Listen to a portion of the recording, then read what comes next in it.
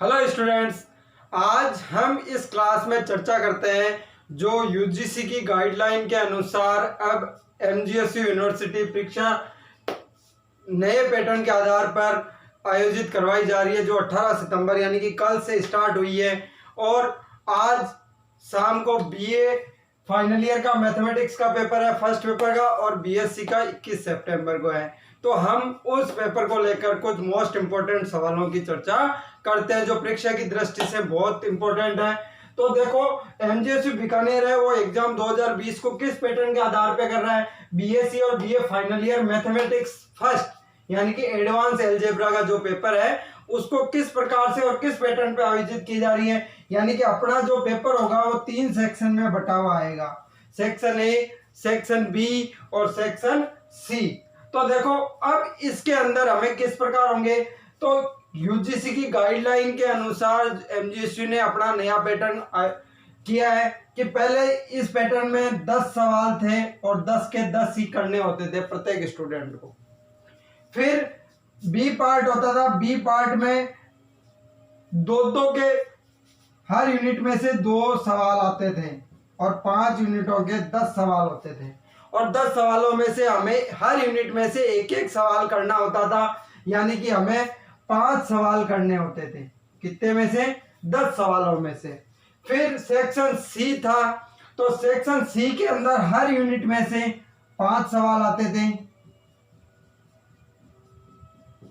5 सवालों में से हमें इन 5 यूनिट में से एक एक सवाल आता था और वो किसी भी प्रकार से हमें 3 सवाल करने होते थे। तो ये तो था अपना पहला पैटर्न जो कोरोना महामारी से पहले जो अपनी बीकानेर एमजीएसयू यूनिवर्सिटी ने निर्धारित कर रखा था, वो पेपर इस प्रकार से होना था। लेकिन अब महामारी के पश्चात यूजीसी के गाइडलाइन के अनुसार एमजीएसयू ने पेपर का टाइमिंग कम किया है, यानी टाइम अब हमने को 2 घंटे मिलेंगे 3 घंटे की जगह। तो 2 घंटे में हमें कितना करना है, तो अपनी यूनिवर्सिटी ने सेक्शन 1 को है जैसा का जैसा रखा, यानी कि 10 प्रश्न आए तो उसमें से हमें 10 प्रश्न ही करने हैं।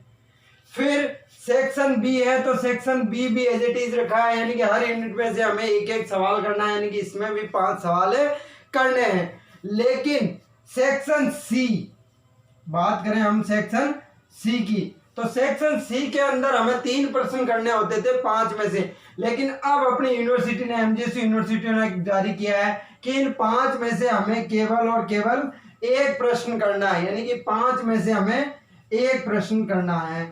और ये अपने रिजल्ट को प्रभावित करेगा। ये 1 प्रश्न, इसको अटेंड करने पे हमें बाकी 2 प्रश्नों के भी प्रश्नों का वेटेज के आंसर के उत्तरों के अनुसार अपने को अपना 1 प्रश्न का जिस प्रकार से आंसर होगा उसके वेटेज में ही अपने को अन्य 2 प्रश्नों के मार्क्स मिलेंगे।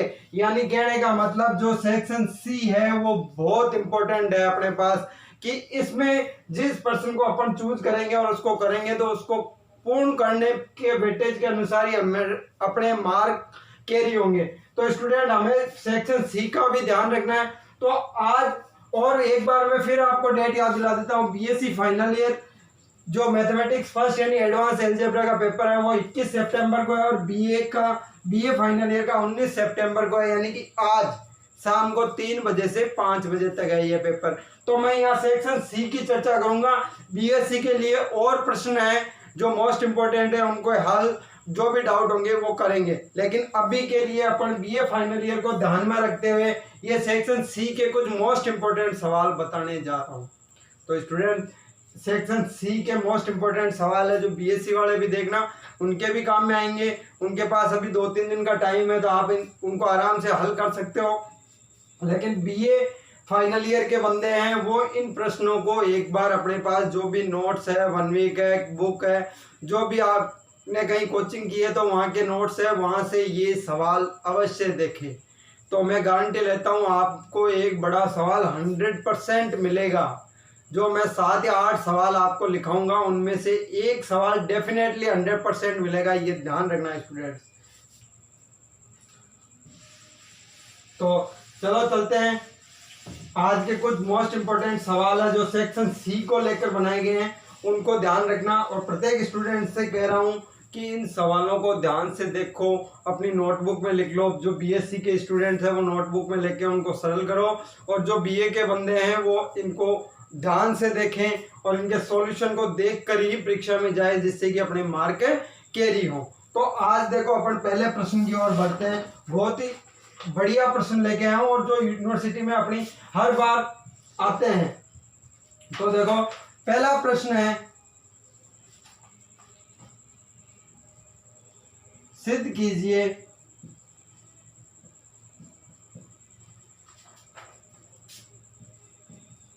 वलय ZP 0 1 2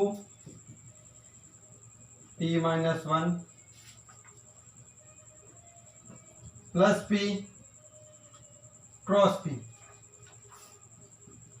एक पूर्णांकीय प्रांत है। कब है? यदि दी, if and only if P अभाज्य। स्टूडेंट ये बहुत इंपॉर्टेंट सवाल है, ये हर बार कई बार प्रश्नों में हर दूसरी साल ये प्रश्न आता है, बड़ा प्रश्न, तो इसका तो खास कर ध्यान रखें। इसी के साथ दूसरा प्रश्न लेता हूं,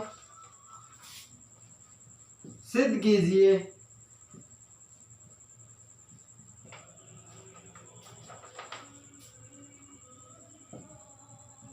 शून्य भाजक रहित एक परिमित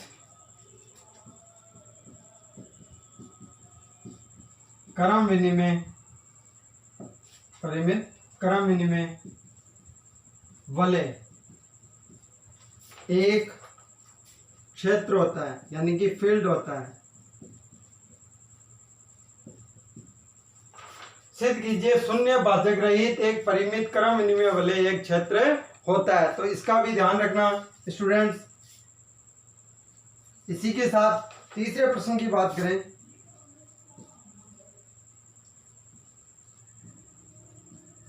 सिद्ध कीजिए कि R प्लस क्रॉस, जो डॉट होता है चाहे क्रॉस होता है, अपन जो माइनस की जो सेकंड संख्या होती है उसको डॉट या क्रॉस से डिफाइन करते हैं, एक क्षेत्र है। ये अपने को सिद्ध करना है, जहां संक्रियाएं कौन कौन सी है, प्लस और डॉट संक्रिया,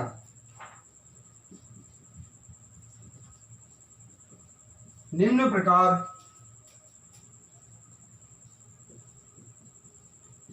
परिभाषित। किस प्रकार परिभाषित है देखो, तो पहली संक्रिया है प्लस संक्रिया a प्लस बी, तो ये अपने पास है a प्लस बी माइनस 1, ये ध्यान रखना। तथा दूसरी संक्रिया किस प्रकार है, a क्रॉस b, तो ये है a plus B minus A B, जहां पे आपके पास a और b अवयव किसके हैं, r के अवयव हैं, a b, और तीसरा अवयव भी ले सकते हो c, जो अपने को इसको सिद्ध करते हुए अपने को यूज में आएगा। तो इस प्रकार से ये तीन सवाल है। देखो मैं फिर रिपीट कर देता हूँ, सिद्ध कीजिए कि वलय ZP 0 1 2 3 P-1 plus P cross P एक पूर्णांकीय प्रांत है, यानी वलय तो पहले से पूर्णांकीय प्रांत, इसको सोल्व करना है। यदि P अभाज्य है, यानी कि इसको एक बार P को सिद्ध करना है अभाज्य है, और एक बार इसको P को अभाज्य मानते हुए इसको पूर्णांकीय प्रांत यानी इंटीग्रल डोमेन इसको सिद्ध करना है। दूसरी बात आती है, सिद्ध कीजिए शून्य भाजक रहित एक परिमित क्रम विनिमय वलय एक क्षेत्र होता है। फिर बात आती है, सिद्ध कीजिए कि R प्लस क्रॉस एक क्षेत्र है, जहां दो संख्याएं हैं प्लस और क्रॉस, वो निम्न प्रकार परिभाषित है। तो इनमें अपने को क्षेत्र की सभी कंडीशन फॉलो करवानी है। तो स्टूडेंट्स ये तीन सवाल हो गए। अब अगले सवाल की ओर बढ़ता हूं मैं।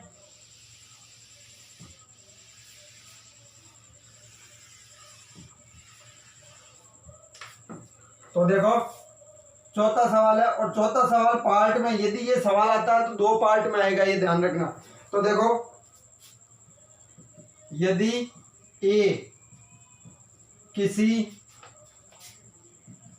वलय आर का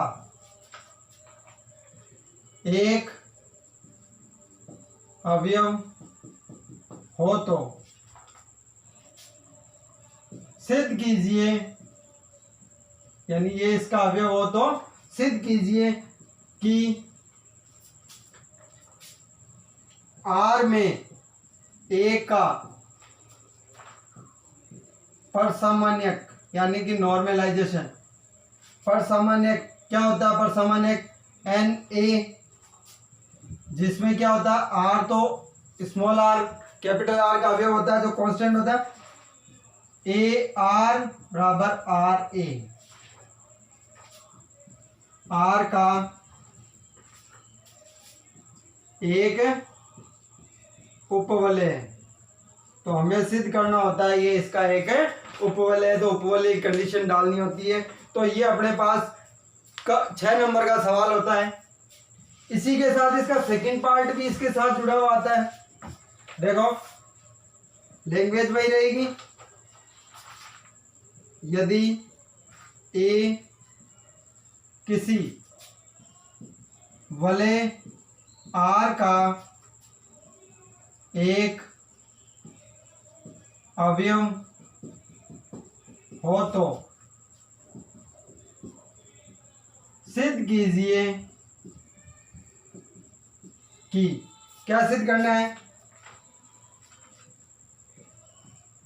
समुच्चय सिद्ध कीजिए कि समुच्चय, यहां पे अपन ऐसे एक समुच्चय दिया हुआ था, किस प्रकार? x बिलोंग्स टू r, जहां पे ए एक्स इक्वल टू 0, यानी कि x चेंज होता रहेगा, a आपका यहाँ कांस्टेंट रहेगा और r का एक उपवलय। तो फ्रेंड्स ये चौथे नंबर के सवाल से अपने 2 प्रकार के प्रश्न होते हैं उपवलय के, इस प्रकार के सिद्ध करने के आएंगे जो बड़े सवाल होते हैं। तो अपने को इसमें देखो आर चेंज होता रहेगा, आर की जगह अपने एक्स वाई लेके इसको पुटअप करना होता है और उपवलय की 2 कंडीशन लगानी होती है। इसी प्रकार यहाँ पे एक्स को चेंज करते रहेंगे, x1 x2 ले लेंगे, ए कांस्टेंट रहता है अपनी एक जगह फिक्स होती है, उसको अपने को उपवलय सिद्ध करना होता है। इसी के साथ मोस्ट इंपॉर्टेंट है, ये कई बार आता नहीं, इसके ऊपर आधारित सवाल आते हैं, तो ये ध्यान रखना, ये टॉपिक आराम से करके जाना और मेरे हिसाब से प्रत्येक स्टूडेंट को ये टॉपिक आता भी है, तो ये ध्यान रखना। देखो नाम में लिखा है, सभी स्टूडेंट के दिमाग में आ जाएगा, केली हैमिल्टन प्रमेय लिखकर सिद्ध करो, यानी केली हैमिल्टन का जो प्रमेय है उसे लिखकर सिद्ध कीजिए। तो केली हैमिल्टन का प्रमेय अपने को पता है कि कोई भी मैट्रिक्स होता है उसके अभिलाक्षणिक बहुपद होता है, वो हमेशा अपनी मैट्रिक्स को संतुष्ट करता है, तो वो अपने को प्रूव करना होता है। उससे अपन ए इनवर्स भी निकाल सकते हैं, ए की पावर -2 ए स्क्वायर कुछ भी ज्ञात कर सकते हैं, तो हमें वो ध्यान रखना है, उसका अनुप्रयोग भी ध्यान रखना है। केली हैमिल्टन टॉपिक में से पक्का एक सवाल कभी ना पूछा जाता है हर दूसरे साल, तो ये ध्यान रखना है। हमें इस बार एक ही सवाल करना है, तो आप चाहो तो ऊपर के ये 4% कर लेना, चाहे मैं केली हैमिल्टन से नीचे के 3% बताता हूँ वो कर लेना, जो आपकी मर्जी हो।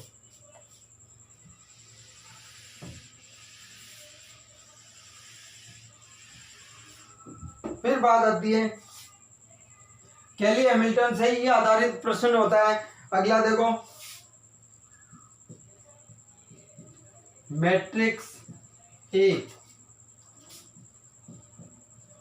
के अभिलक्षणिक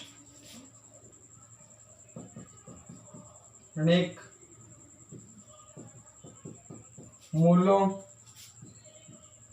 एवं उनके संगत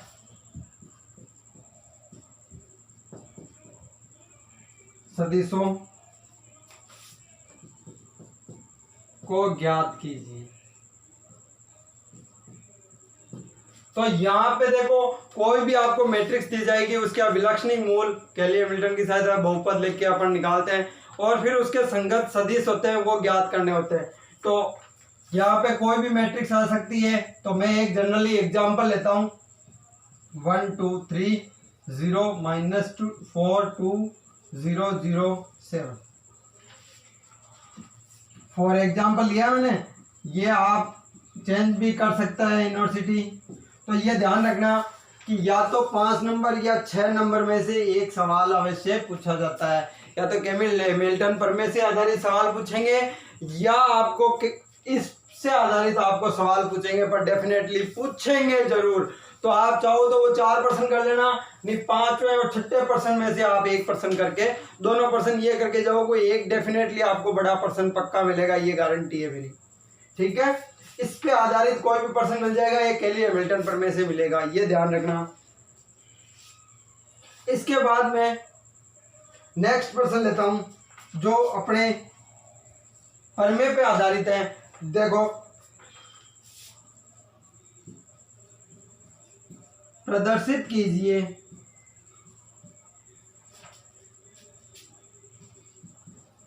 कि समरूप मैट्रिसेस के अल्पिस्ट बहुपद भी समान होते हैं।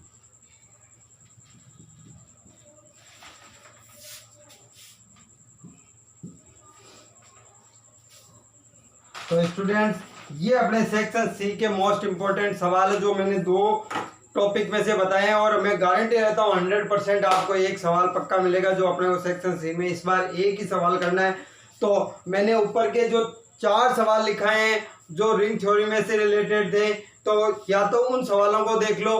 तो देखो देख के पूरे जाने, ये 7 सवाल है, 7 सवालों को देख के जाना है आपको, परंतु या तो उन 4 को अच्छी तरीके से कर लो, या चाहे मैं कह रहा हूँ 5वें और 6ठे सवाल में से कोई एक सवाल आपको 100% पूछा जाएगा। तो 5वें और 6ठे सवाल को आप अच्छी तरीके से करके जाना, इसमें से एक सवाल आपको डेफिनेटली मिलेगा। इसी के साथ आपको 7वां सवाल है, एक थ्योरम है, कई बार पूछी जाती है, तो ये भी मैंने डाली है मोस्ट प्रश्नों में, क्या पता आपके आज के पेपर में आ ही जाए। तो इसी के साथ ये आप देख के जाओगे, और सभी स्टूडेंट्सों को बेस्ट ऑफ लक, और ज़्यादा से ज़्यादा नंबर कैरी करने का देखना, और कॉपी को आर्ट्स की तरह मत सोचना कि पेपर भरेंगे पेज भरेंगे तो नंबर अच्छे मिलेंगे। गणित में ये नहीं होता, गणित में आप सटीक लिखोगे, अच्छा लिखोगे तो ही नंबर मिलेंगे, ये ध्यान रखना। कई स्टूडेंट होते हैं कि हम पेज तो भर के आए नंबर नहीं मिले, तो ये कतई आपकी भ्रांति है जो गलत है। तो ये ध्यान रखना, आराम से गणित में सटीक उत्तर होता है, चाहे एक पेज का हो तो भी उसमें 12 नंबर मिल जाते हैं। तो ये ध्यान रखना, गलत मत लिखना, और तरीका जो है कैली हैमिल्टन प्रमेय के प्रयोग है, उनके एग्जाम्पल है, वो करके जाना, और ये अभिलक्षणिक मूल और संगत सदिश ज्ञात करने का तरीका है वो देख के जाना, या मैट्रिक्स चेंज की जा सकती है। इसी के साथ आप सभी को बेस्ट ऑफ लक।